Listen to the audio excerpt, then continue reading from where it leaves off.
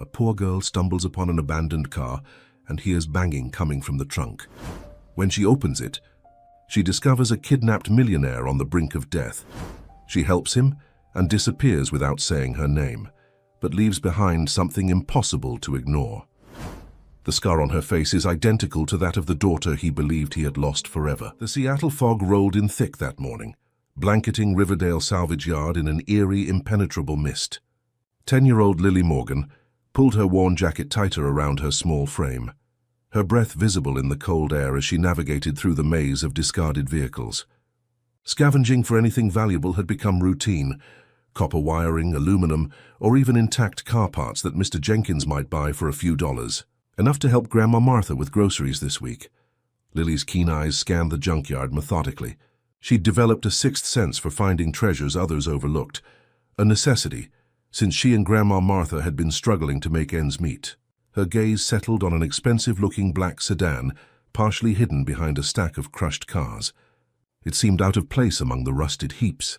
Maybe there's something good inside, she whispered to herself, approaching cautiously. The car's sleek lines suggested luxury, though it was now coated with a thin layer of dust. As she circled around to the trunk, a muffled sound stopped her cold. She froze, listening intently. There it was again, a weak thumping coming from inside the trunk. Heart hammering in her chest, Lily pressed her ear against the metal surface. The sound was unmistakable now. Someone was inside, their movements growing weaker by the minute. "Hello?" she called out, her voice trembling. "Is someone in there?" A faint groan answered her. Panicking, Lily looked around for something to pry open the trunk. She spotted a rusty crowbar nearby and, with determination beyond her years, wedged it into the seam of the trunk lid. It took all her strength, but eventually the lock gave way with a metallic pop. Inside, bound with duct tape and rope, lay a man in an expensive suit, his face bruised and pale. His eyes widened in disbelief at the sight of the young girl standing over him. "Help," he managed to whisper through cracked lips, his voice hoarse from dehydration. Without hesitation, Lily began working at his restraints, her small fingers struggling with the knots. "What happened to you?" she asked, fear evident in her voice. "Kidnapped," the man rasped, his eyes darting nervously toward the surrounding fog. "Business, partner. Please, hurry." As Lily freed his hands, the man struggled to sit up. His strength was clearly fading fast. "What's your name?" he asked weakly. "Lily," she replied, helping him remove the last of the tape from his ankles. The man's gaze focused on her face for the first time, and he froze, staring at her with an intensity that made Lily uncomfortable. His eyes fixed on a small crescent-shaped scar just below her right temple. "What's wrong?" Lily asked, suddenly self-conscious. He shook his head slightly as if dismissing an impossible thought. "Nothing. I'm Ethan. Ethan Harrison." Lily recognized the name vaguely. She'd seen it on billboards around Seattle, something about computers or software. Before she could respond, the sound of approaching voices made them both stiffen. "You need to go," Ethan whispered urgently. "It's not safe. Go now." Lily hesitated, unwilling to leave the injured man. "Please," he begged. "I'll be okay. You've helped enough. Go." With one last concerned look, Lily disappeared into the fog just as a pair of truckers rounded the corner, drawn by the noise of the trunk opening. Ethan collapsed back, relief washing over him as the men rushed to his aid. "Jesus Christ, man! What happened to you?" one of them exclaimed, helping him out of the trunk. "Call 911, Ethan managed before slipping into unconsciousness. Hours later, in the sterile brightness of Seattle Memorial Hospital, Ethan awoke to the steady beep of monitors and the concerned face of Detective Mike Brennan. "Mr. Harrison, glad to see you're awake," the detective said, pulling a chair closer to the bed. "Can you tell me what happened?" Ethan's mind was foggy, the past few days a blur of fragmented memories. "I was taken from the parking garage at Harrison Tech. I remember a warehouse, voices discussing money, saying he wouldn't be a problem anymore." He struggled to organize his thoughts. "They wanted me to sign over control of the company. When I refused," he trailed off, the memories of what followed still too raw. The beatings, the threats, the endless hours in darkness, waiting for a rescue that never came. "Any idea who was behind it?" Detective Brennan asked, scribbling notes. Ethan hesitated. I have suspicions. My CFO, Robert Caldwell, we've been at odds about selling the company to Globotech. He stands to make millions if the sale goes through, but I've been blocking it. We'll look into it, Brennan assured him. The truckers said they found you in an abandoned car at Riverdale Salvage. Any idea how you got there? A small face flashed in Ethan's memory. A young girl with determined eyes and a distinctive crescent scar. A face hauntingly familiar. A child, he said quietly. A little girl found me and freed me. Then she vanished. A girl? At the junkyard? Brennan looked skeptical. Did you get her name? Lily, Ethan replied, the name catching in his throat. His daughter's name had been Emma, not Lily, but the resemblance. It was impossible. We'll try to find her for a statement, Brennan said, rising to leave. In the meantime, get some rest. We'll have officers outside your room for protection. Left alone with his thoughts, Ethan couldn't shake the image of the girl's face. The same heart-shaped face, the same determined set of the jaw, and most strikingly, the identical crescent-shaped scar his daughter Emma had received when she fell from a swing at age 5. But Emma was gone, lost 2 years ago in that terrible storm when their car was swept off the bridge into the raging Snoqualmie River. Her body had never been recovered, despite weeks of searching. The official report had concluded she'd been carried out to the Sound by the floodwaters. Yet the girl in the junkyard, Lily, was her spitting image, down to the distinctive scar. It couldn't be a coincidence. The age seemed right, too. Emma would be 10 now. As exhaustion pulled him back towards sleep, Ethan made a silent promise. Once he was discharged, he would find this girl again. He had to know who she was and where she came from. If there was even the slightest chance that Emma had somehow survived, the thought was both terrifying and exhilarating. For 2 years he'd been a shell of himself, going through the motions of living while his soul remained frozen in grief. Harrison Tech had become his only focus, a distraction from the empty mansion that no longer felt like home. Now, for the first time since the accident, Ethan felt something stir within him. Hope, dangerous and fragile, but hope nonetheless. Outside the hospital window, the Seattle skyline glittered through patches of clearing fog, the Space Needle illuminated against the night sky. Somewhere in that vast city was a little girl named Lily, with Emma's face and Emma's scar, who had saved his life and then disappeared back into the mist like a phantom. Ethan's fingers closed around the call button. He needed to get out of this hospital bed. He needed to find her before the trail went cold, before he lost his daughter, if it was truly her, for a second time. Nurse, he called as a woman in scrubs appeared in the doorway. I need to speak with my lawyer immediately. 3 days after his rescue, Ethan Harrison stood in the doorway of an untouched bedroom, his fingers tracing the polished wood frame. Emma's room remained exactly as she had left it on that fateful rainy night 2 years ago. Shelves lined with stuffed animals, science fair ribbons pinned to a corkboard, and star-patterned bedding neatly made by Mrs. Winters, the housekeeper who came twice weekly to dust and vacuum, preserving this shrine to his lost child. Ethan's footsteps were muffled by the plush carpet as he crossed to the dresser where a silver frame held Emma's last school photo. His daughter smiled back at him, gap-toothed and confident, her hair pulled back with the sparkly hair clips she'd insisted on wearing that day. The crescent scar visible by her temple, a permanent reminder of her playground fall. I saw you today, he whispered to the photograph. Or someone who could be your twin.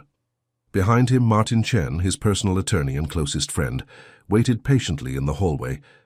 He'd driven Ethan home from the hospital against medical advice. You should be resting, Martin said gently. The police are handling the investigation.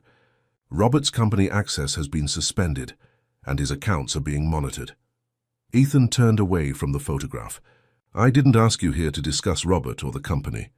He led Martin to his home office, where files were already spread across the mahogany desk.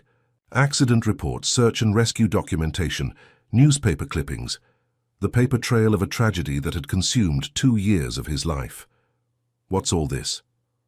Martin asked, picking up the official accident report.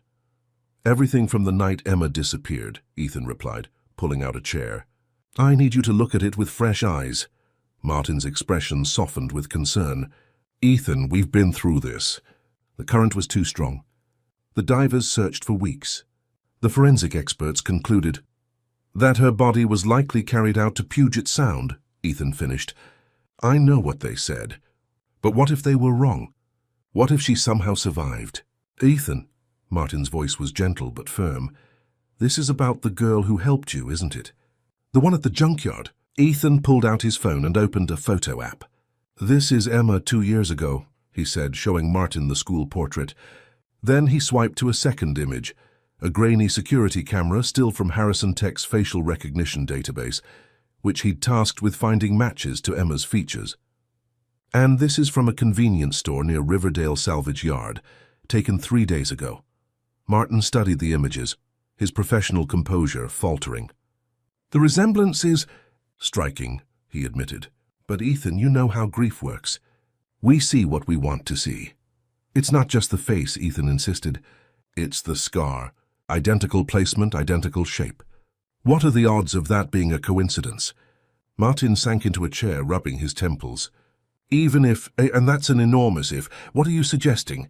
That Emma has been living as someone else for 2 years? That someone found her and didn't report it? That's a criminal offense. Or maybe someone found her and couldn't identify her, Ethan countered. The girl, Lily. She was with an elderly woman. What if Emma had amnesia from the accident? What if this woman found her and has been caring for her, not knowing who she really is? Martin's silence spoke volumes. His friend was humoring him, believing this to be the desperate theory of a traumatized mind. Ethan opened the wall safe behind a landscape painting and withdrew a small velvet box. Inside was a broken silver star pendant, Emma's favorite necklace recovered from the crashed car. I'm going back to that salvage yard, Ethan said with quiet determination. Every day if necessary until I find her again. And then what? Martin asked. You can't just accuse someone of harboring your missing daughter without proof. You need to let the police handle this. Ethan's laugh was hollow. The same police who gave up searching after 3 weeks? Who told me to find closure? No, I need to see her face to face. I need to know. Dawn found Ethan parked near the entrance to Riverdale Salvage Yard, a small cooler beside him containing bottled water and sandwiches. The morning fog was beginning to lift as the yard's owner arrived to unlock the gates. Morning, Ethan called, approaching with casual confidence. Mind if I take a look around? I'm interested in some parts for a restoration project. The grizzled owner, Jenkins, according to the name stitched on his coveralls, sized up Ethan's expensive coat and dubious expression. $50 for salvage rights. Find what you need, we'll negotiate price after.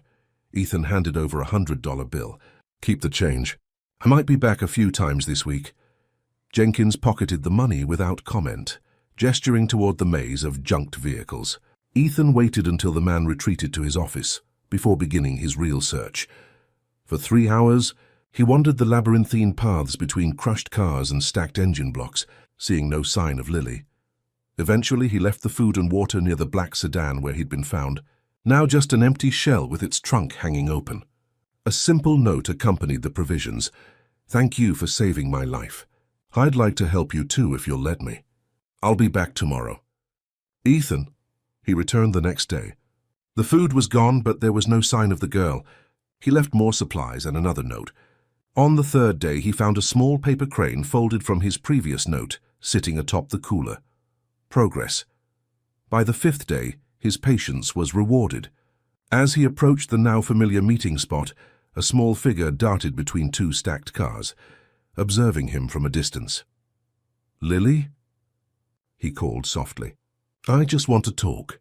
The girl remained half-hidden, wary as a stray cat. But she didn't run. You've been leaving food, she said, her voice carrying clearly despite her obvious caution. Ethan nodded, keeping his distance. I wanted to thank you properly. Are you better now? She asked, edging slightly forward. In the clear morning light, the resemblance to Emma was even more striking. Same thoughtful eyes, same determined chin, same crescent scar. Much better, thanks to you, he replied, fighting to keep his voice steady. You disappeared before I could properly thank you. Or repay you.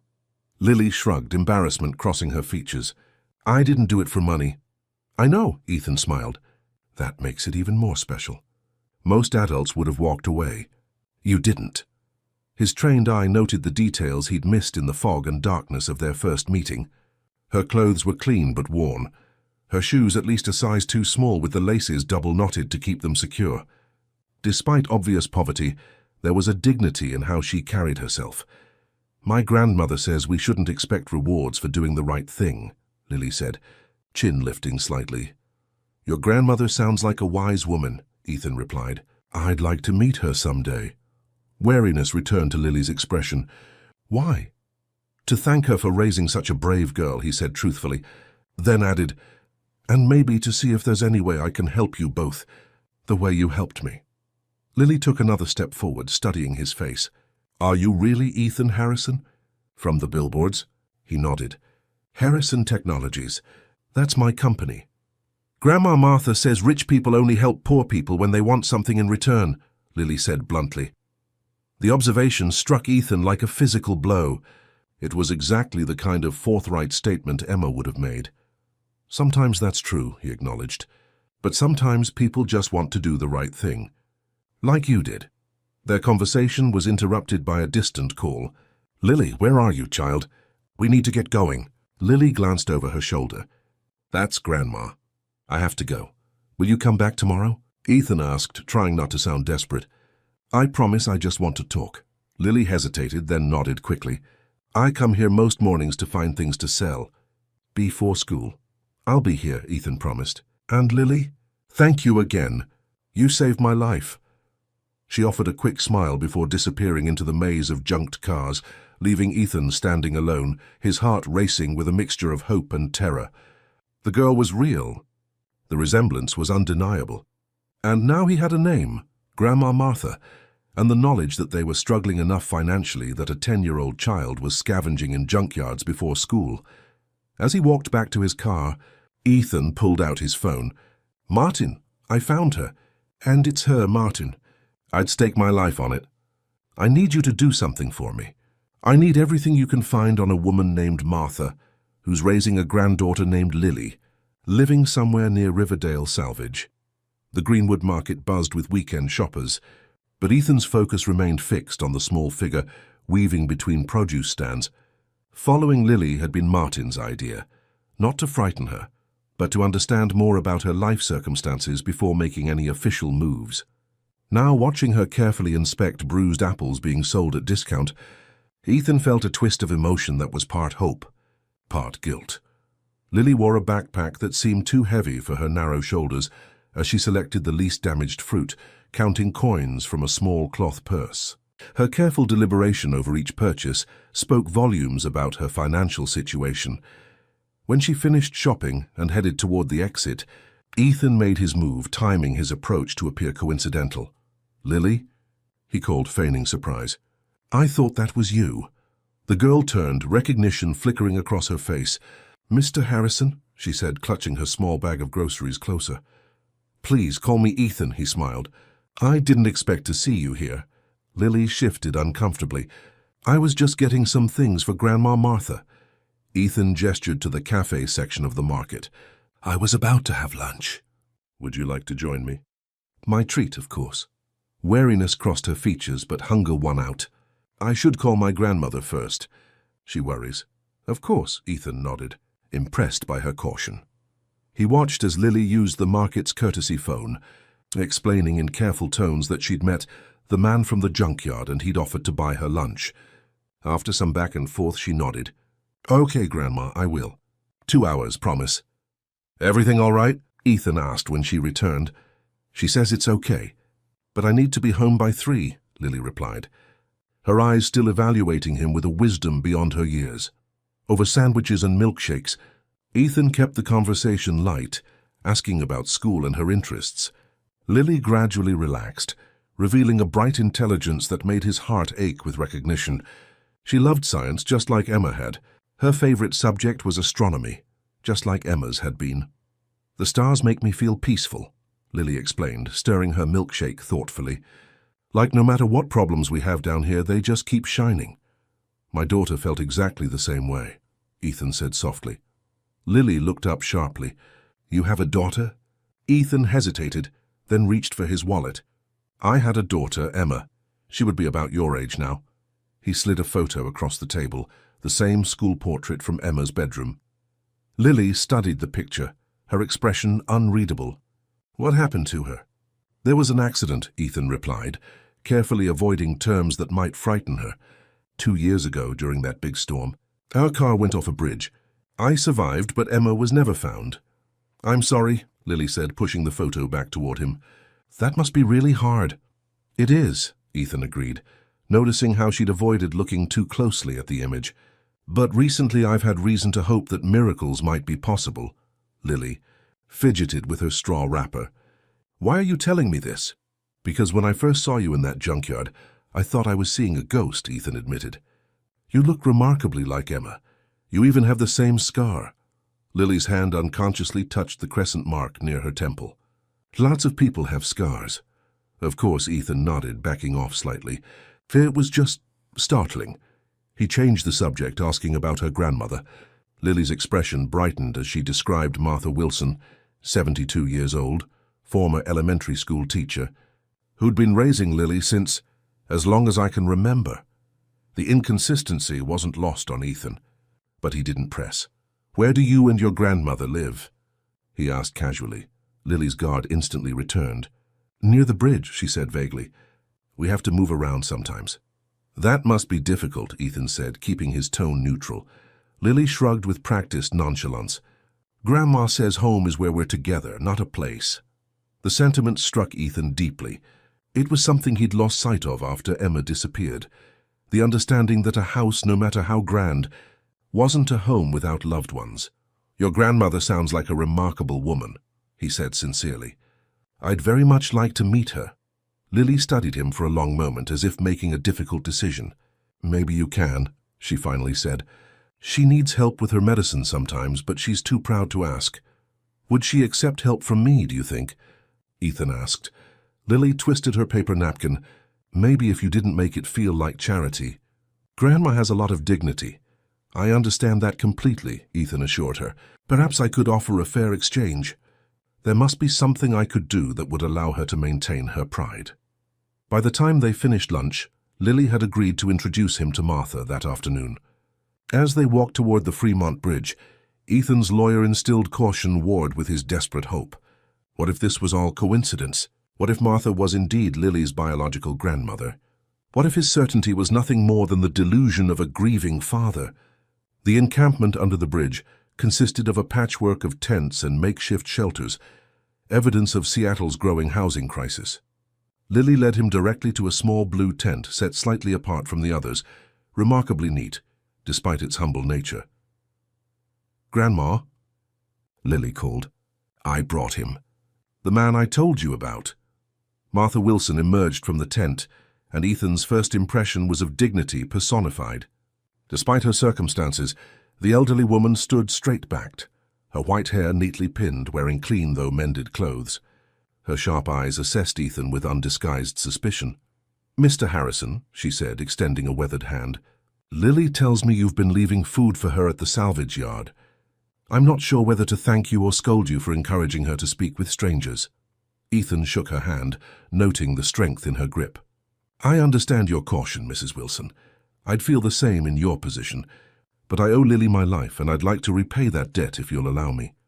Martha gestured to a pair of folding chairs outside the tent. Let's sit and discuss exactly what you have in mind. For the next hour, Ethan outlined a proposal. Not charity, but an arrangement. A small apartment in Ballard, paid education expenses for Lily, and basic necessities in exchange for Martha's commitment to ensuring Lily attended school regularly. He was careful to frame it as an investment in Lily's future, rather than a handout. Why? Martha asked bluntly when he finished. Why would a man of your resources take such interest in a homeless child and an old woman? The question hung between them. Ethan had prepared for this, but now faced with Martha's piercing gaze, the rehearsed answers felt hollow. The truth is, he began slowly, Lily reminds me very much of my daughter, who disappeared 2 years ago. The resemblance is extraordinary. Martha's expression didn't change, but something flickered in her eyes. Caution, perhaps, or recognition. Many children share similar features, she said carefully. They do, Ethan agreed, but not identical scars in identical locations. Martha's hands folded tightly in her lap. What exactly are you suggesting, Mr. Harrison? I'm not suggesting anything yet, Ethan replied honestly. "I'm simply asking for the opportunity to help you both, while I try to understand why a child who looks exactly like my lost daughter appeared precisely when I needed saving. Maybe it's coincidence. Maybe it's something more." Martha studied him for a long moment before speaking. "We've been offered help before, Mr. Harrison. It usually comes with strings I'm not willing to accept. The only condition is Lily's education," Ethan assured her. "Everything else, at where you live, how you live, your independence, remains entirely your choice. And if we accept and later wish to leave, the first month's rent and deposit would be in your name," Ethan explained. "You'd be free to stay or go as you choose. I'm not trying to trap you, Mrs. Wilson. I'm trying to honor what Lily did for me."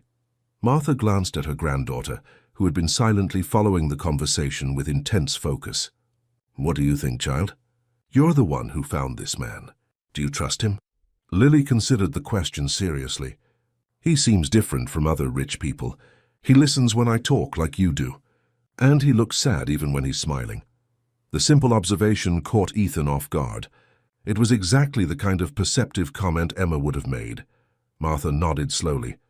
"Mr. Harrison, we accept your offer conditionally. 1 month. If at any point I feel Lily's welfare is compromised, we leave without discussion. Is that understood?" "Completely," Ethan agreed, relief flooding through him. "I've taken the liberty of viewing an apartment this morning. If it meets with your approval, you could move in today." 2 hours later, Ethan watched as Martha and Lily explored the modest 2-bedroom apartment in a well-maintained building near a good public school. It wasn't luxury. That would have insulted Martha's pride. But it was clean, safe and furnished with the basics. "This bedroom would be yours." "Lily," Ethan said, opening a door to reveal a simple room with a twin bed, desk and empty bookshelf. "We can get whatever else you might need tomorrow." Lily entered cautiously, her fingers trailing over the desk surface as if she couldn't believe it was real. "My own room," she whispered, turning to her grandmother. "Grandma, look, there's a real bed." Martha stood in the doorway, emotion briefly overtaking her stoic expression. "It's very nice, Lily." While Lily explored the rest of the apartment, Martha pulled Ethan aside. "I need to be clear about something, Mr. Harrison. Whatever you might believe about Lily's identity, she is my granddaughter in every way that matters. I've raised her, loved her, protected her. That bond is not negotiable." "I understand," Ethan replied solemnly, "and I respect it completely." As he left them to settle in, promising to return the next day with groceries and school enrollment papers, Ethan felt a conflicting mixture of hope and uncertainty. He had found them, gained their trust, and secured their immediate future. But the questions remained. Was Lily truly Emma? And if so, how had she come to be living as Martha Wilson's granddaughter? 3 weeks had transformed the small Ballard apartment in ways Ethan couldn't have anticipated. Curtains now framed the windows, a colorful rug brightened the living room, and carefully tended plants occupied the windowsills. But the most remarkable changes were in Lily and Martha themselves. Lily had gained weight, her formerly hollow cheeks now filled out, her eyes brighter. With proper nutrition and regular meals, she'd blossomed. Enrolled in the neighborhood elementary school, she'd quickly impressed her teachers with her intelligence and eagerness to learn, despite gaps in her education from years of transient living. Martha, too, seemed transformed, the constant tension in her posture gradually easing as their precarious existence stabilized. Though still fiercely independent, she had accepted Ethan's assistance with increasing grace, particularly regarding Lily's education and healthcare.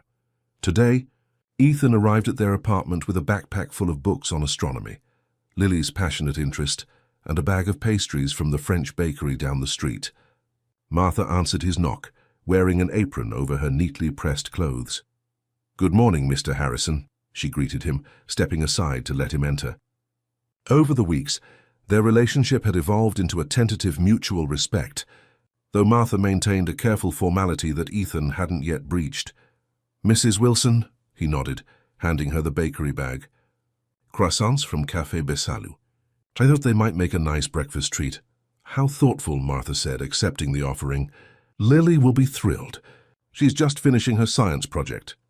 Ethan followed Martha to the small dining table, where Lily sat surrounded by colored paper, scissors and glue, constructing what appeared to be a model of the solar system. She looked up at his arrival, her face breaking into an unguarded smile that made his heart clench with its familiarity.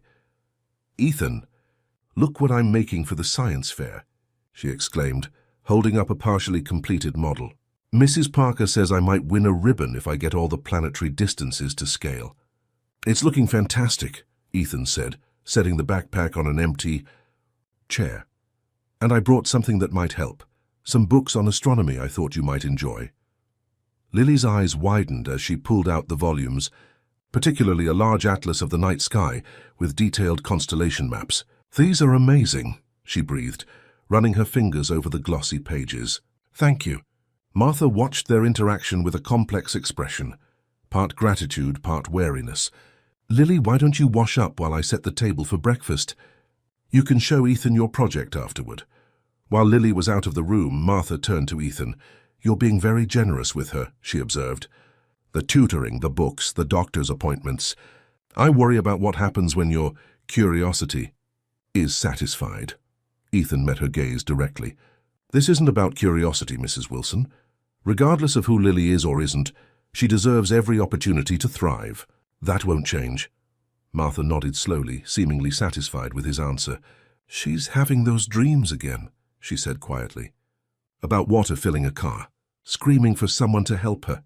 Ethan's breath caught. "Has she always had these dreams?" "Since I found her," Martha admitted. "But they're becoming more frequent since we met you. Last night she woke up asking for someone named Daddy before she was fully awake."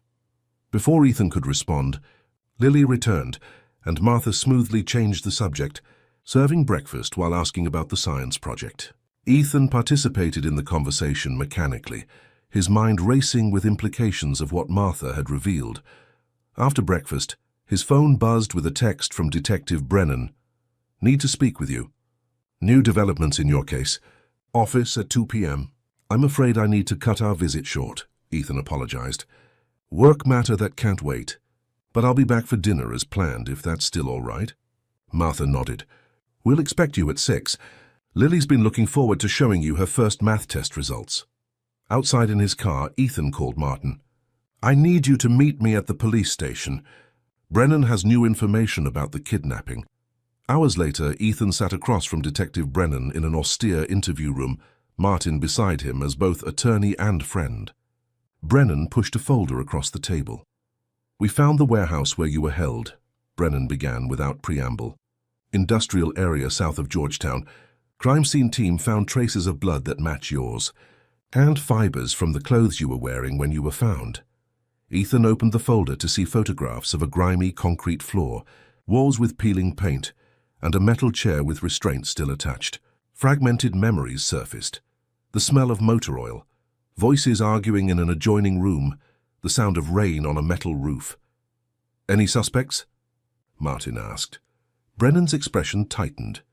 "We found fingerprints belonging to James Mercer, former security contractor for Harrison Tech. He's disappeared, but his last known location was a budget motel where we found this." He slid another photo across the table, a button from a custom suit, engraved with the logo of an exclusive Seattle tailor. "That's Robert's tailor," Ethan said immediately. "He has his suits custom-made there. All the buttons have that engraving." "We thought so," Brennan nodded. "Financial records show Mercer received a wire transfer of $50,000 from an offshore account 3 days before your kidnapping. We're still tracing it, but the preliminary evidence suggests it's connected to Caldwell." "Is it enough for an arrest?" Ethan asked, hope rising. "Not yet," Brennan admitted. "We need more concrete evidence linking Caldwell directly to the kidnapping. The button and money transfer are circumstantial. We're working on flipping Mercer when we find him." As they left the station, Martin turned to Ethan. "This is good news. They're building a solid case. It's just a matter of time." Ethan nodded absently, his thoughts already returning to Martha's revelation about Lily's dreams. "I need to make a stop before dinner with Lily and Martha," he said. "Can you drive me to Snoqualmie Falls?" Martin gave him a sharp look. "The accident site? Ethan, are you sure that's wise?" "I need to see it again," Ethan insisted. "Please, Martin." An hour later, they stood at the viewing platform overlooking the falls and the gorge below. The memory of that night returned with visceral force. The storm's fury, the road washing out beneath their tires, the sickening moment of freefall before the impact with the swollen river. Ethan had managed to free himself from the sinking car, but Emma's seatbelt had been jammed. His last memory before losing consciousness was of her terrified face as water filled the vehicle. The current would have carried her downstream, Ethan said, pointing to the churning river below. If she somehow got free and reached the shore, she could have been found miles downriver, possibly near where Martha said she found Lily. Martin shook his head. There's still such a long shot, Ethan. The water was freezing, the current deadly strong, and if Martha found her, why wouldn't she report it? Perhaps she tried, Ethan suggested. Or perhaps she was afraid of losing her. An elderly homeless woman with no documentation, finding an injured child. She might have feared the authorities would separate them. You're building a narrative based on hope, not evidence, Martin cautioned. I'm worried about what happens when I find out Lily isn't Emma, Ethan finished. I've considered that possibility, and if that's the case, I'll still ensure they're both taken care of. But I need to know, Martin. I can't rest until I do. Back in Seattle, Ethan arrived at the Ballard apartment precisely at 6, bearing flowers for Martha and a small telescope for Lily, a reward for what he suspected would be excellent math test results. The evening progressed pleasantly, with Lily proudly displaying her A+ test and chatting excitedly about her science project. After dinner, while Lily worked on homework in her room, Ethan helped Martha with the dishes, building up his courage for the conversation he needed to have. Mrs. Wilson, he began carefully, I've been thinking about what you told me this morning, about Lily's dreams. Martha's hands stilled in the soapy water. What about them? My daughter Emma disappeared 2 years ago when our car went off a bridge during a storm, Ethan said softly. She was trapped in her seatbelt as water filled the car. Those dreams Lily's having, they're exactly what happened to Emma that night. Martha dried her hands slowly on a dish towel, her expression unreadable. What are you suggesting? I think you know, Ethan replied gently. The timing matches. The physical resemblance is extraordinary. The scar is identical. And now these dreams. Martha, is there any possibility that Lily is actually Emma? The silence stretched between them, heavy with unspoken possibilities. I found her by the river, Martha finally said, her voice barely above a whisper. Soaked to the bone, half frozen, unconscious. I thought she would die before morning. Ethan's heart hammered in his chest. When? 2 years ago, during the big storm. Martha's eyes filled with tears. She had no identification. When she woke, she couldn't remember anything. Not her name, not her family, nothing. I tried taking her to a hospital, but they wanted identification I didn't have. They said she'd be put in the system. So you kept her, Ethan said, no judgment in his voice. Martha nodded. I named her Lily after my daughter, Lily's mother, who passed away years ago. I told her she was my granddaughter, and eventually she accepted it as truth. I never meant to steal someone's child, Mr. Harrison. I truly believed she was lost to whoever had loved her before. I believe you, Ethan assured her, fighting his own emotions. You saved her life. You've cared for her when I couldn't. I can never repay that debt. Martha clutched the counter edge. What happens now? That depends, Ethan said carefully. If Lily is Emma, I would never separate you. You're as much her family now as I am. But I need to know the truth, for her sake as much as mine. How can we be certain? Martha asked. She doesn't remember her life before the accident. Memory can return, Ethan suggested. And there are other ways. DNA testing would be definitive. And if she is your daughter? Martha's voice trembled slightly. Will you take her away from me? No, Ethan promised firmly. Whatever happens, we find a way forward together. For Lily's sake. Their conversation was interrupted by a small sound from the hallway. They turned to find Lily standing in the doorway, her expression confused and frightened. Grandma? She said uncertainly. What's happening?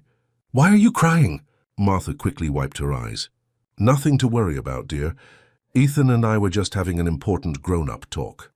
Lily looked between them skeptically. About me? I heard my name. Ethan and Martha exchanged glances, silently debating how much to reveal. Before either could speak, Lily's eyes suddenly went wide, fixed on something behind them. Ethan turned to follow her gaze. On the refrigerator was a calendar with the date circled, September 18th, marked Science Fair. Below it was a small photo of Lily and Martha, taken at the park the previous weekend. But Lily wasn't looking at either of these. She was staring at a small magnet holding up a shopping list, a souvenir from the Seattle Space Needle with the city skyline at night. "I've been there," she whispered, approaching slowly. "At night, with the lights all around. Someone was holding my hand. Someone. Tall." She turned to Ethan, her expression bewildered. "Why do I remember that?" Ethan's heart seemed to stop at Lily's words. The Space Needle visit had been their last family outing before the accident, Emma's 8th birthday celebration, just 2 weeks before the bridge collapse. "You remember the Space Needle?" he asked carefully, trying to keep his voice neutral despite the hope surging through him. Lily frowned, touching the magnet with hesitant fingers. "I think so. It was nighttime. Everything was sparkly. I could see boats on the water." Her forehead creased with the effort of recollection. "Someone bought me ice cream with chocolate sprinkles." "What else do you remember, Lily?" Martha asked gently, moving to stand beside her. The girl shook her head, frustrated. "It's like trying to remember a dream. The pieces don't fit together." She looked up at Ethan. "Why are you looking at me like that?" Ethan realized he'd been staring and quickly softened his expression. "I'm sorry. It's just, I took my daughter Emma to the Space Needle for her 8th birthday. We had ice cream with chocolate sprinkles while we watched the boats in the harbor." Lily's eyes widened. "Is that why you think I might be her?" "Because I remember the Space Needle." The directness of the question caught both adults off guard. Martha recovered first, pulling out a chair for Lily at the kitchen table. "Why don't we all sit down? I think it's time we had an honest conversation." With remarkable composure, Martha explained how she had found Lily by the riverbank 2 years ago, cold, injured, and with no memory of who she was or how she got there. "I tried to find out who you belonged to," Martha told her, holding the girl's hands. "But you couldn't remember your name or where you lived. And I was afraid if I turned you over to the authorities, they would put you in foster care. I couldn't bear the thought of losing you after my own daughter. Your mother, as I told you, had passed away." "So you're not really my grandmother?" Lily asked, her voice small. Martha's eyes filled with tears. "In every way that matters, I am. Love makes family, not just blood. But no, I am not your biological grandmother." Lily turned to Ethan, her expression a mixture of confusion and dawning comprehension. "And you think I'm your daughter? The one who was lost in the river?" "I believe it's possible," Ethan said gently. "The timing matches. You look exactly like her, down to the crescent-shaped scar by your temple. And now you're remembering things that Emma experienced." "But I'm Lily," she insisted, a note of panic entering her voice. "That's who I am." "You're still you," Martha assured her quickly. "Whatever your name was before, whatever memories you may recover, nothing changes who you are inside." Ethan nodded agreement. "Your identity isn't erased by learning about your past. It just becomes more complete." Lily sat silently for a long moment, processing this revelation. "If I'm your daughter," she finally asked Ethan, "what happens to Grandma Martha?" "I won't leave her." The fierce loyalty in her declaration brought a fresh wave of emotion to Martha's face. Ethan reached across the table, including them both in his response. "If you are Emma, nothing would change about your relationship with Martha," he promised. "She saved your life. She's cared for you when I couldn't. She is your family now, just as much as I would be. We would find a way to be a family together," Martha added, squeezing Lily's hand. "All of us." Lily considered this, her young mind working through the implications. Could we find out for sure? If I'm really Emma? "There are tests we could do," Ethan explained. "A simple DNA test would tell us definitively. But only if you want to know. This has to be your decision, Lily." She nodded slowly. "I think I do want to know, but..." She hesitated, looking anxiously at Martha. "What if I start remembering my old life and forget everything with Grandma Martha?" "I don't want to forget her." Martha pulled her into a tight embrace. "Oh, my darling. Memory doesn't work that way. Remembering your past won't erase the years we've had together. I promise." "Could we go to your house?" Lily asked Ethan suddenly. "Maybe seeing it would help me remember more things." Ethan exchanged glances with Martha, who gave a small nod of approval. "Of course. We could go tomorrow after school if that works for both of you. Later that evening, after Lily had finally fallen asleep, Ethan and Martha sat in the small living room, speaking in hushed tones. "She's taking it remarkably well," Ethan observed. "Better than many adults would." "Children are resilient," Martha replied. "And Lily, or Emma, has always had an old soul. Sometimes I forget she's only 10. Ethan nodded, remembering how people had said similar things about Emma. "Martha, I want to be completely transparent with you about what happens next.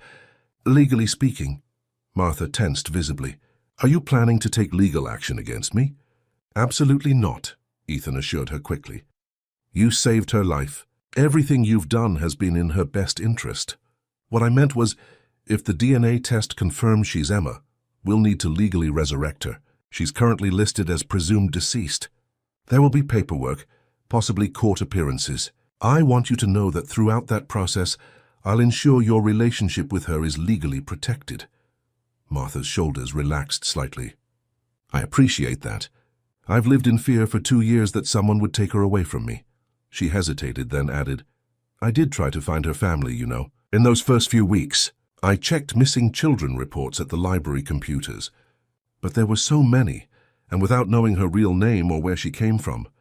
You did what you thought was right," Ethan said sincerely. "And you've given her a stable, loving home despite incredibly difficult circumstances. I could never fault you for that."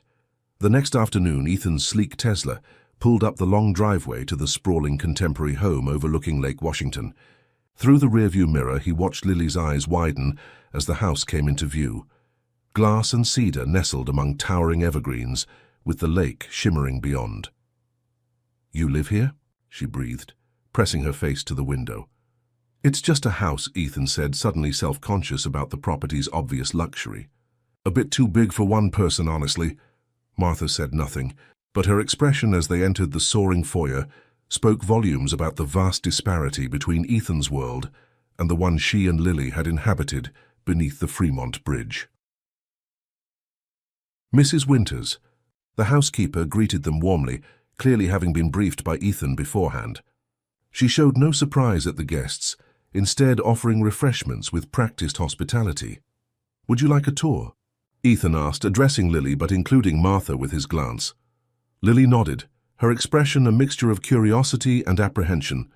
As they moved through the main living areas, the great room with its wall of windows overlooking the lake, the chef's kitchen, where Ethan admitted he rarely cooked, the media room with its massive screen, Lily showed interest but no recognition. It wasn't until they reached the second floor that her demeanor changed. As they approached a door at the end of the hallway, Lily suddenly stopped, her hand flying to her temple where the crescent scar marked her skin. "What is it?" Martha asked, concerned. "I don't know," Lily whispered. "Something about this hallway feels familiar." Ethan's pulse quickened. "This was Emma's room," he said, gesturing to the door.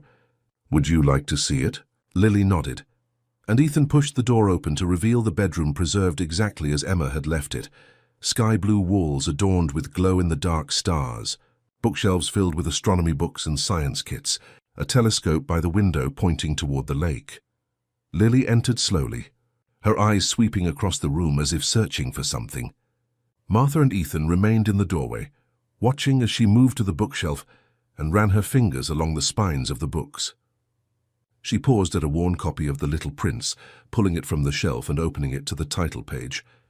"To my stargazer, Emma," she read aloud from the inscription. "May you always find your way by the stars. Love, Daddy." She looked up at Ethan. "You wrote this?" It wasn't a question, and Ethan found himself unable to speak past the lump in his throat. He simply nodded. Lily replaced the book carefully and moved to the bed, where a collection of stuffed animals was arranged against the pillows. Without hesitation, she reached for a well-worn teddy bear wearing a tiny NASA t-shirt. "Cosmo," she said softly, staring at the bear. Then, with a suddenness that made both adults start, she turned to Ethan. "You gave him to me when I had my tonsils out. You said he'd been to space and back, so he knew all about being brave." Ethan's legs nearly gave way. It was true. He had invented an elaborate story about Cosmo the astronaut bear, when 5-year-old Emma had been terrified about her tonsillectomy. "That's right." he managed, his voice barely audible. "You remember that?" Lily clutched the bear, looking bewildered. "I don't know how I remember. It just appeared in my head when I touched him." Martha moved to her side, placing a steadying hand on her shoulder. "Are you all right, dear? This must be overwhelming." Lily nodded, but her expression remained troubled. "It's scary. Like there are two different people in my head, Lily and Emma, but they're both me." She looked up at Ethan. "What do I call you now if I'm your daughter?" "Whatever feels right to you," Ethan assured her quickly. "There's no rush to figure everything out at once." Lily's attention was caught by a small desk in the corner, where a photo album lay closed. She crossed to it and opened the cover, revealing pages of carefully preserved photographs. Emma as a baby, as a toddler at the beach, as a young girl on her first day of school. "Mum," she whispered suddenly, touching a photo of a beautiful dark-haired woman holding a younger Emma on her lap. "Where is she?" The innocent question sent a jolt of pain through Ethan. "She's no longer with us," he said gently. "She became very ill when you were 5. That's why it was just you and me when the accident happened." Lily traced the woman's face in the photograph. "I remember her perfume," she said distantly, "like flowers and vanilla." Martha wiped tears from her eyes, watching the child she'd raised begin to reclaim fragments of a past life. "She's remembering, Ethan," she said softly. "She's really your Emma." Ethan nodded, unable to trust his voice. The evidence was becoming undeniable. Not just the physical resemblance, but these specific, personal memories that no one could have coached her to recall. Lily continued turning pages in the album, occasionally pausing at a photo that triggered a memory. Birthday parties, family vacations, ordinary moments that had been lost to her for 2 years. Suddenly she stopped at a picture of herself at what appeared to be an amusement park, wearing a silver star pendant necklace and standing beside a Ferris wheel. "My necklace," she said, touching the image. "The star necklace you gave me for my 7th birthday. We were at the fair. The Ferris wheel got stuck and I was scared, but you told me stories until it started moving again." She looked up at Ethan, her eyes questioning. "What happened to it?" Ethan crossed to a painting on the wall, a landscape of Mount Rainier at sunset. He swung it aside to reveal a wall safe, which he opened with a practiced sequence of numbers. From inside, he withdrew a small velvet box and brought it to Lily. "It was recovered from the car after the accident," he explained as he opened the box to reveal the silver star pendant, its chain broken. "The clasp must have come undone in the water." Lily stared at the necklace, her fingers hovering over it but not quite touching, as if afraid it might dissolve into mist. "I remember wearing this," she said softly, "all the time. I never took it off." She looked up at Martha. "Did I have it when you found me?" Martha shook her head. "No, sweetheart. You had nothing but the clothes you were wearing, and those were soaked through." A heavy silence filled the room as the reality of what had happened, and what had nearly happened, sank in. Ethan carefully closed the box and placed it on the desk beside the photo album. "There's no rush," he said gently. "Your memories are returning naturally. We'll take this at whatever pace feels comfortable for you." Lily nodded, but her expression had become troubled again. "If I'm Emma," she said slowly, "does that mean Lily wasn't real? That my whole life with Grandma Martha has been pretend?" "Not at all," Ethan said firmly, kneeling to meet her at eye level. "The past 2 years with Martha have been completely real. The love between you is real. The experiences you've shared are real. Finding out that you had a life before doesn't invalidate anything that came after." "Ethan's right," Martha added, joining them. "You are who you are today because of all your experiences, both the ones you remember and the ones you don't. Emma or Lily, you're still the same wonderful girl I've loved since the moment I found you." Seattle Central Medical Center's laboratory was a sterile maze of white corridors and glass doors. Lily, or Emma, the name she was gradually accepting as part of her identity, clutched Martha's hand as they followed the technician to a small examination room. Ethan walked beside them, his presence both reassuring and nerve-wracking. "The DNA test is very simple," Dr. Kaplan explained, addressing Lily directly, rather than talking over her head to the adults. "I'll just swab the inside of your cheek and then do the same for Mr. Harrison.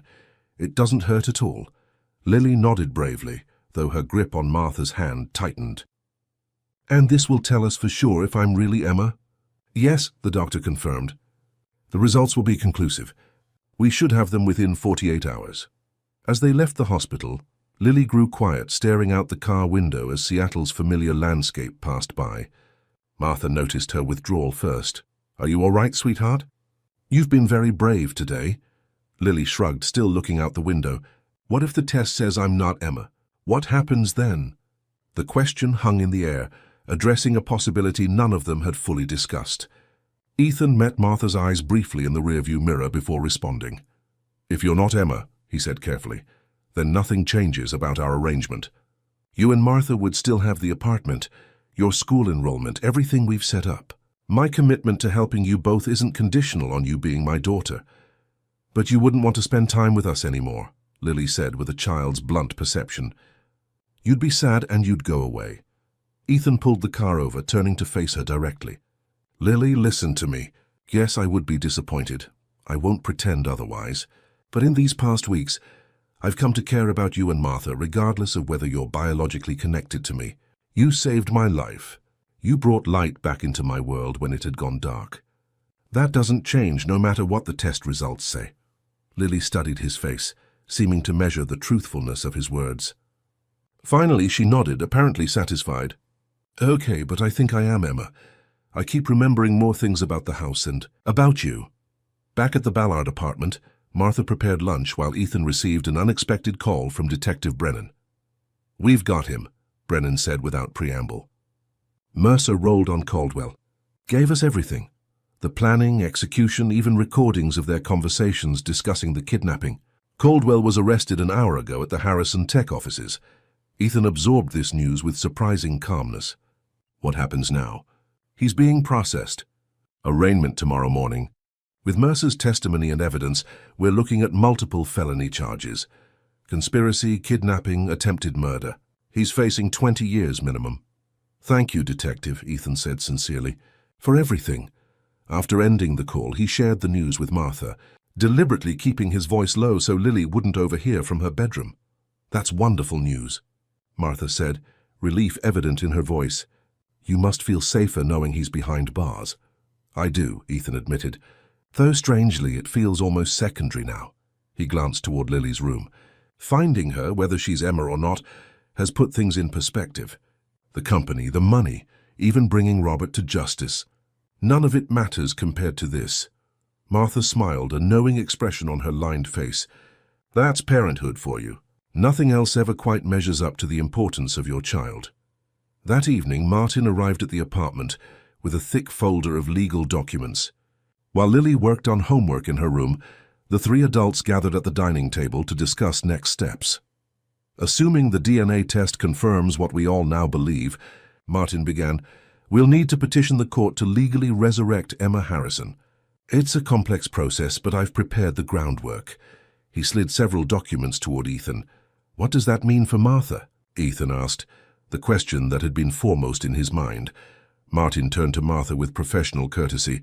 "Mrs. Wilson, you've raised Lily, Emma, for the past 2 years under extraordinary circumstances. While technically this could be construed as kidnapping," Martha finished for him, her voice steady despite the fear visible in her eyes. "No," Ethan said firmly. "Martha found an injured child with no identification or memory. She sought medical attention, checked missing persons reports, and provided care when the system might have failed her. There was no criminal intent." Martin nodded. "That's precisely how we'll frame it, and I believe any reasonable judge would agree. The goal here is to establish legal guardianship that acknowledges both of your roles." He produced another document. "This is a draft agreement for joint custody. Ethan would have primary physical custody as Emma's biological parent, but Martha would have established visitation rights and remain a legal guardian." Martha studied the document, emotions playing across her face. "This is more generous than I expected." "It's what's best for her," Ethan said simply. "She loves you, Martha. Separating you would only cause her pain.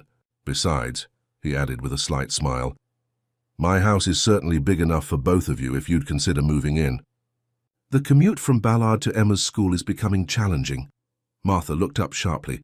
"Move into your house? Are you serious?" Completely. The East Wing has a separate entrance and its own small kitchen.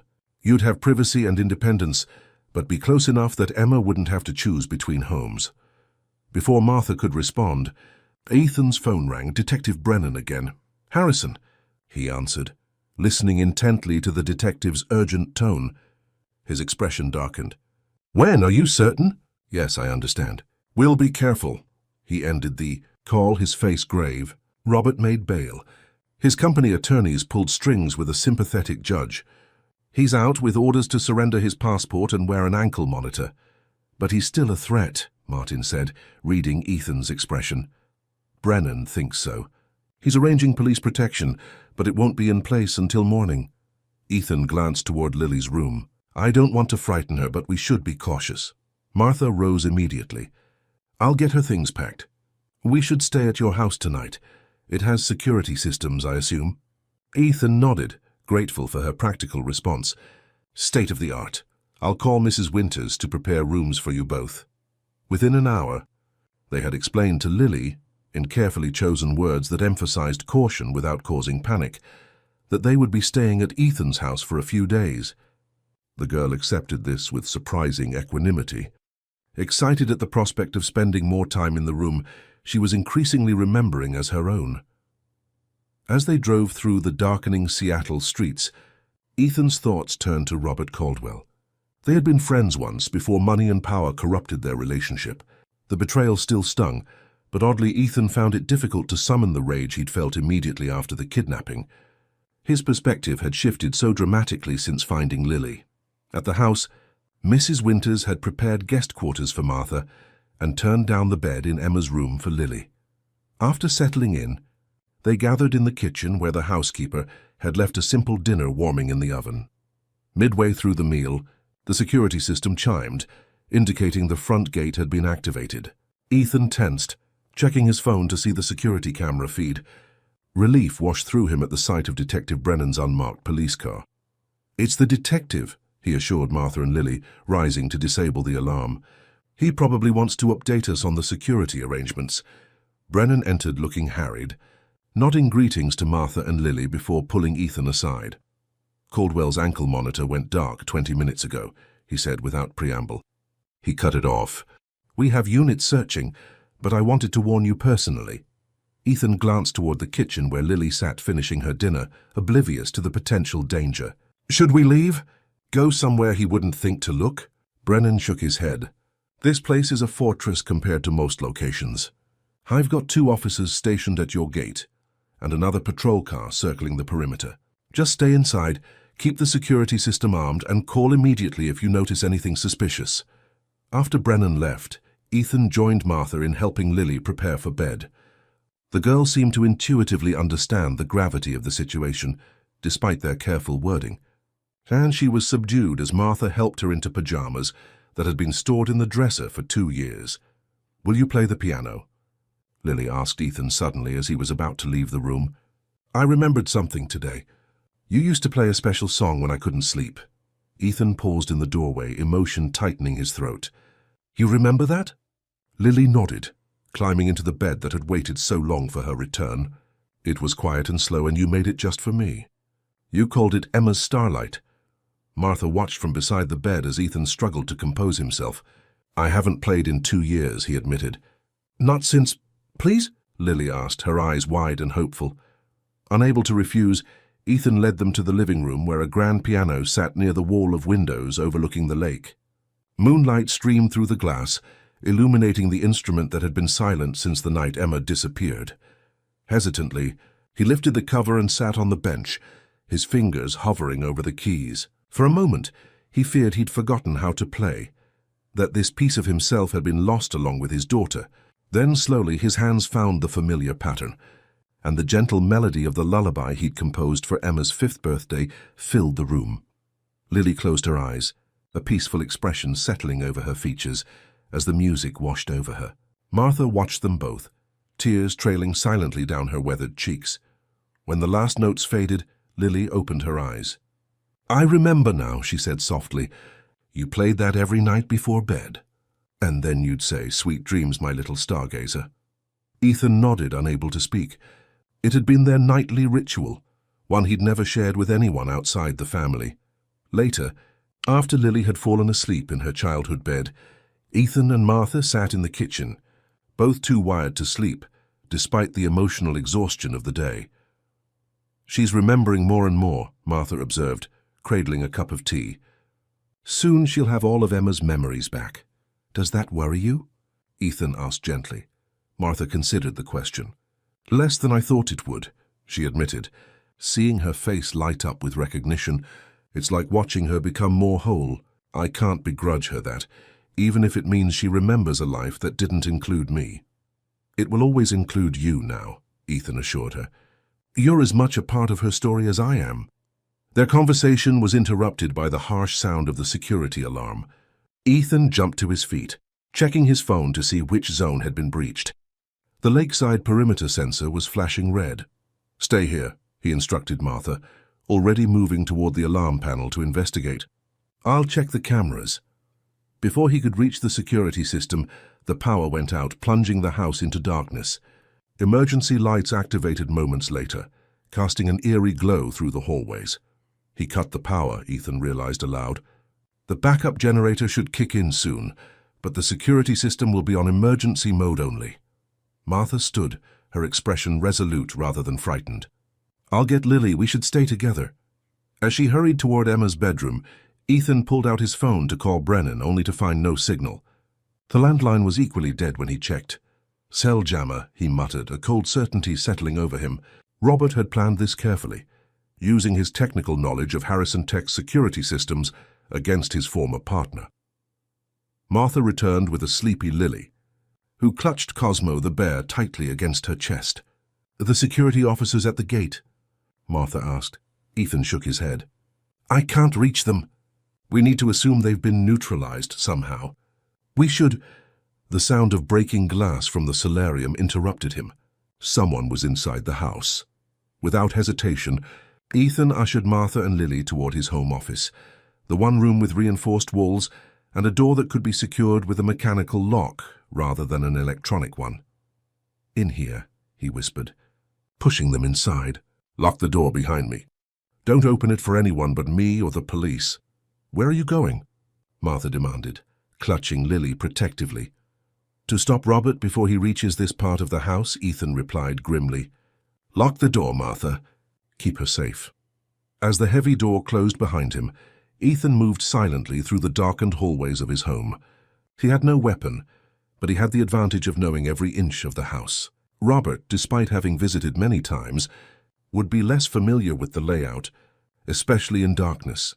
From the direction of the great room came the sound of movement, the scrape of furniture, the creak of a floorboard. Ethan positioned himself in the shadows of the dining room, waiting as the footsteps grew closer.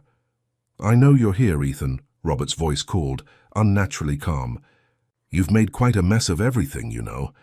The sale to Globotech was nearly complete. We would all have been rich beyond imagination." "We were already rich, Robert," Ethan replied, deliberately projecting his voice to draw his former partner away from the office where Lily and Martha were hidden. "What happened to you?" "We built Harrison Tech to change the world, not to sell out to the highest bidder." Robert's laugh echoed through the darkened house. "Always the idealist. That's why you could never see the bigger picture. Some of us want more than just enough." The footsteps changed direction, moving toward Ethan's voice. He slipped quietly around the massive dining table, keeping it between himself and the approaching threat. "Is that why you tried to have me killed?" Ethan asked, edging toward the kitchen. "For money." "Not killed," Robert corrected, his voice closer now. "Just persuaded. Mercer was supposed to scare you into signing the papers. Things got out of hand." "Out of hand?" Ethan repeated, incredulity sharpening his voice as he continued circling the dining table. "You left me to die in the trunk of an abandoned car." In the dim emergency lighting, he caught a glimpse of Robert's silhouette, once his trusted friend and business partner, now a desperate man cornered by his own actions. The transformation was jarring. "You weren't supposed to be harmed," Robert insisted, his voice strained. "Just convinced. The company's future was at stake." "Our future? And now your future involves a prison cell," Ethan replied, moving toward the kitchen, where he knew the landline had a separate power source from the main house. If he could reach it, he could call for help. Robert's laugh held a bitter edge. You think I'm going to prison? No, Ethan. I'm leaving the country tonight. Arrangements have been made. But first I need those recordings Mercer claims to have given the police. I don't have them, Ethan said truthfully, inching closer to the kitchen doorway. The police do. I don't believe you, Robert snapped, his composure cracking. You've always kept backups of everything. You have copies. I need them, and I need you to call the district attorney and recant your testimony. The absurdity of the demand might have been laughable in other circumstances. That's not going to happen, Robert. It's over. The best thing you can do now is turn yourself in. Your sentence will be lighter if you cooperate. Always so righteous, Robert sneered, moving suddenly around the table toward Ethan's voice. Always thinking you know what's best for everyone. Ethan ducked into the kitchen, fumbling in the darkness for the landline. His fingers closed around the receiver just as Robert entered behind him. Put it down, Ethan, Robert ordered, his voice deadly quiet. I didn't want it to come to this, but you're not leaving me any choice. The dim emergency lights revealed what Ethan had feared. Robert was holding a gun, its metal surface gleaming dully as he aimed it toward his former friend. Think about what you're doing, Ethan said calmly, setting the receiver down. Kidnapping was bad enough. Don't add to the charges. There won't be any charges if there's no witness, Robert replied, gesturing with the gun for Ethan to move away from the phone. I've lost everything because of your stubbornness. My reputation, my future, my freedom. I have nothing left to lose. Ethan raised his hands slowly, mind racing for a way to diffuse the situation. That's not true, Robert. You still have choices. This doesn't have to end with more violence. As Robert opened his mouth to respond, the unmistakable sound of a child's voice came from down the hallway. Ethan, are you okay? Lily's voice, high and frightened, cut through the tense standoff. Both men froze, Robert's expression shifting from determination to confusion. Who is that? He demanded. I thought you lived alone. Before Ethan could answer, Lily appeared in the kitchen doorway, her small figure silhouetted against the emergency lights. She clutched Cosmo the bear in one hand, her wide eyes taking in the scene before her. Ethan with his hands raised, Robert pointing a gun. Lily, go back to Martha, Ethan urged, fear for her safety overwhelming everything else. Now. But Lily remained frozen in the doorway, staring not at Ethan but at Robert. I remember you, she said suddenly, her voice small but clear. You came to our house for my birthday party. You brought me a telescope. Robert's gun hand wavered slightly. What? I don't know what you're talking about, kid. Emma, Ethan corrected automatically, his protective instincts on high alert. Her name is Emma, my daughter. Your daughter is dead, Robert scoffed, though uncertainty had crept into his voice. She drowned 2 years ago. Everyone knows that. Lily, or Emma, as she was now fully reclaiming her identity, stepped further into the kitchen, apparently oblivious to the danger. You made a cake shaped like the solar system, she continued, her gaze never leaving Robert's face. And you told me stories about when you and my dad were in college together. You said he always wanted to save the world, and you always wanted to own it. Robert's expression shifted from confusion to disbelief. The resemblance was unmistakable, especially in the set of her jaw and the distinctive scar by her temple. This is impossible, he whispered, the gun lowering slightly. You can't be Emma. But I am, she replied with a child's simple certainty. I got out of the car when it went into the river. The water carried me away. I forgot who I was until I found my dad in the junkyard. The story, condensed into those few sentences, sounded like a miracle, which Ethan realized it truly was. Martha appeared behind Emma, her face tight with fear. Come away, child, she urged, reaching for the girl's hand. Come back with me now. It's okay, Grandma Martha, Emma said calmly. He won't hurt us. He's my dad's friend. He's just scared. The innocent assessment struck something in Robert. His gun hand lowered completely, the fight visibly draining from him. He stared at the child with an expression of dawning horror, as if only now fully comprehending the magnitude of his actions and their potential consequences. Emma? He whispered, his voice cracking. It's really you? Before she could answer, the wail of police sirens cut through the night, growing rapidly closer. Moments later, flashing lights illuminated the lakeside windows as patrol cars surrounded the house. Looks like Mrs. Winters got away and called the police, Ethan said, relief washing through him. It's over, Robert. Robert seemed not to hear, his attention still fixed on Emma. "I never meant for anyone to get hurt," he said, almost to himself. "I just wanted what I thought I deserved."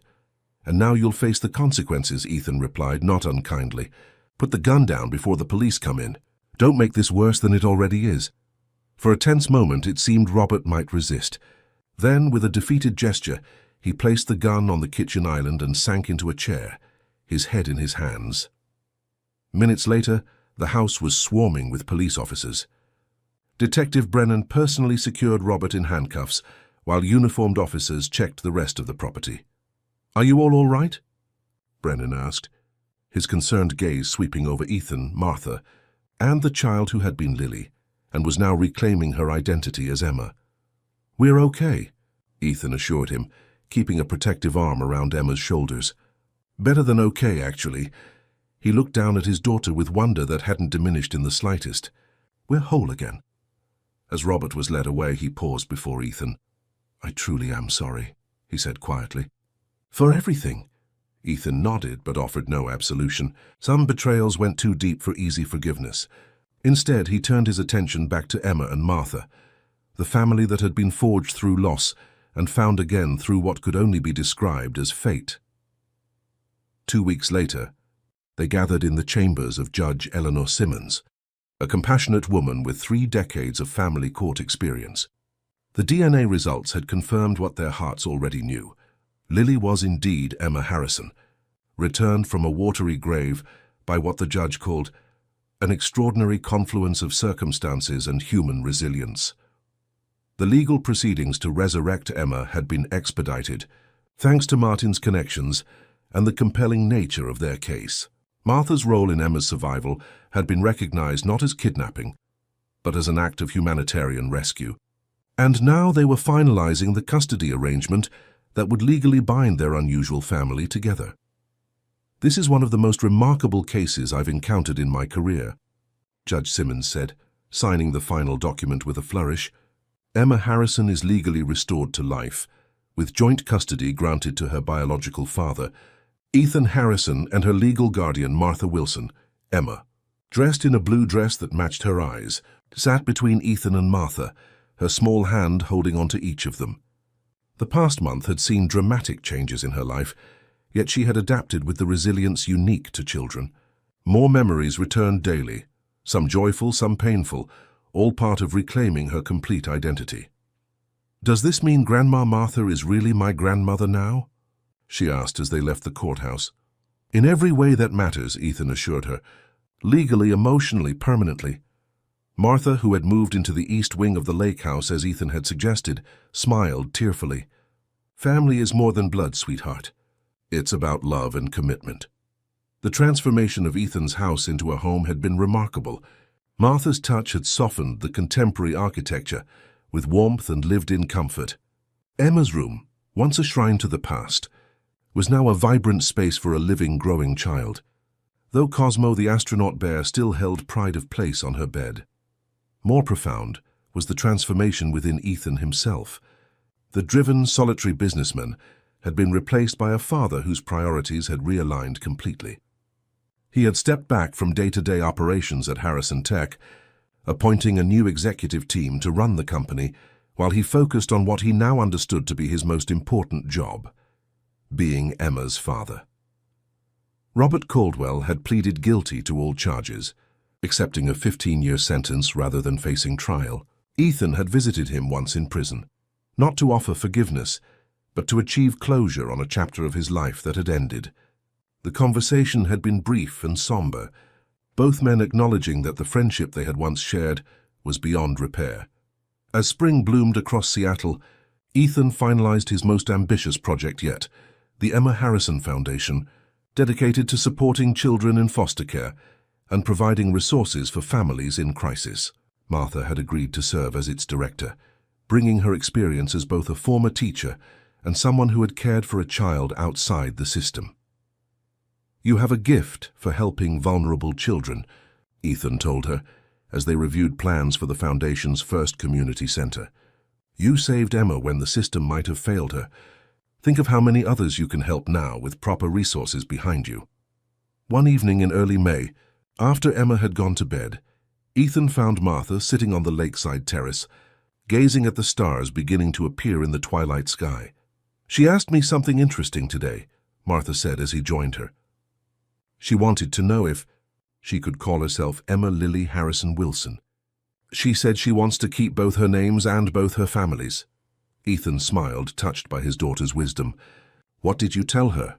"That I thought it was a wonderful idea," Martha replied, her eyes bright with unshed tears.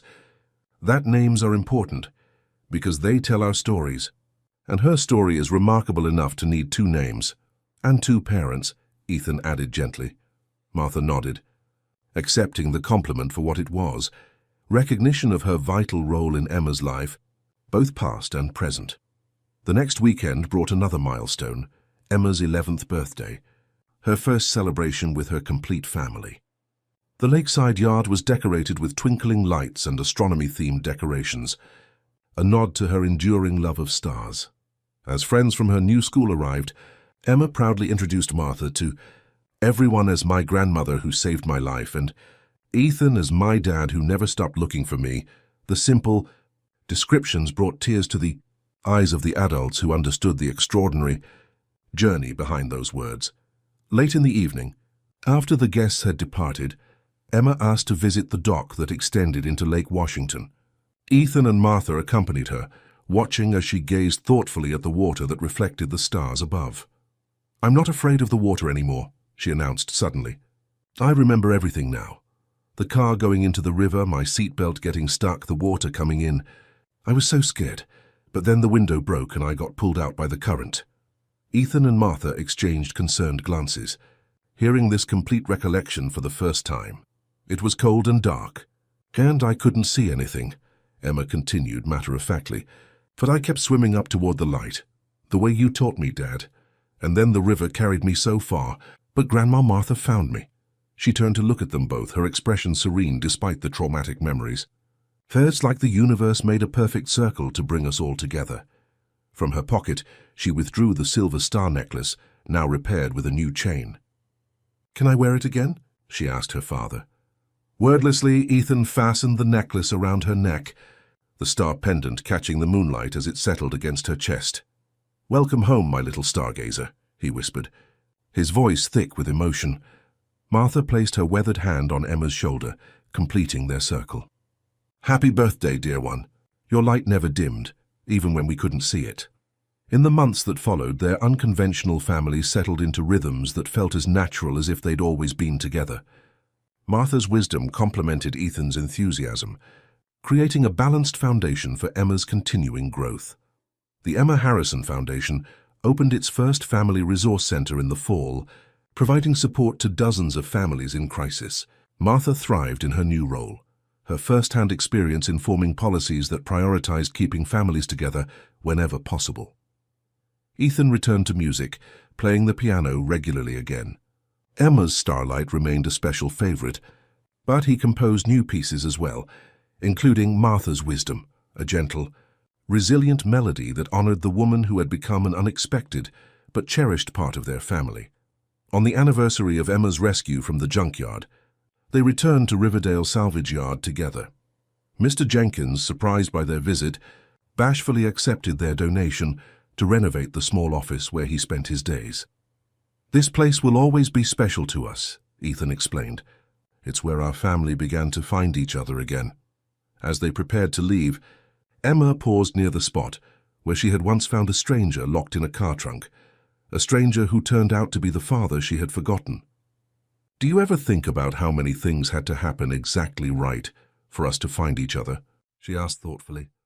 "If I hadn't been scavenging that exact day in that exact place, I think about it every day," Ethan admitted, placing a hand on her shoulder.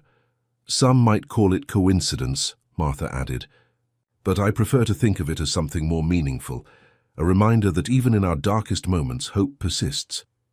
"Like stars," Emma said, touching her necklace. "Even when you can't see them, they're still there, shining." As they walked back to the car, hand in hand, their unlikely family bound by choice as much as circumstance, the Seattle fog began to lift. Sunlight broke through the clouds, illuminating the path before them. 3 lives that had been shattered by tragedy, now restored and reimagined into something new and precious. Behind them, the junkyard that had once held only broken, discarded things now stood as a testament to what could be salvaged and made whole again when found by the right hands, guided by love and illuminated by the unwavering light of hope. The broken star pendant, once lost to the river, now shone at Emma's throat, a symbol of resilience, of lives interrupted but not ended, of family defined not by blood alone, but by the choice to love and protect each other, no matter what waters might rise to separate them.